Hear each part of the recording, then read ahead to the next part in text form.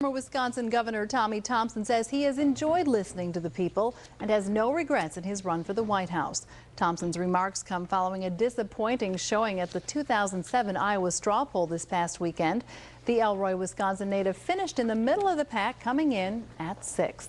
News Channel 7's Todd Hicks was the only reporter from north central Wisconsin who attended that event over the weekend. Right. Any idea why Thompson finished so far from the top? Well, some of it may have to do with money. Mitt Romney far outspent the other candidates by a margin of 2-1, and in the end, it seemed to work. Although the majority of political experts say it's nothing more than a political fundraiser, there's no doubt the winner will move forward in the race for the White House. Although most people expected Romney to win, the former governor took every chance to bash the Democratic candidates. I want to strengthen our economy.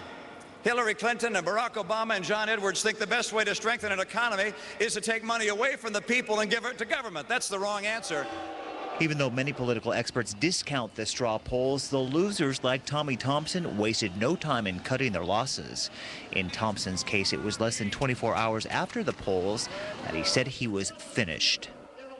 Thompson has not said if he plans on endorsing another candidate. Now, I spoke with several of Thompson's supporters, including one of his lifelong friends. They told me if he wasn't successful, they planned on going ahead and putting their support behind Rudolph Giuliani. No confirmation on that yet. Not yet. No. And any other surprises at the straw poll? Well, one of the surprises, another big winner also, by the way, is former Arkansas Governor Mike Huckabee. He squeezed out a second-place finish, which surprised some people, and also he says he's on his push to grab that Republican nomination. All right. Now, understand that you guys, you and videographer Eric Sislevich, the only crew from our area who actually attended the straw poll, but you certainly weren't alone out there. Oh, definitely not. Even though Iowa may be in the middle of the United States, media from all over from the world was in Ames over the weekend. Officials say there were more than 500 journalists in Ames, including media organizations from Australia, Germany, and Japan. Now, that's in addition to the major networks from the United States. Also, Sue, by the way, in Ames was Comedy Central's The Daily Show, no doubt getting some footage for their comedy show with Jon Stewart. And we'll be keeping an eye on that, of course, too.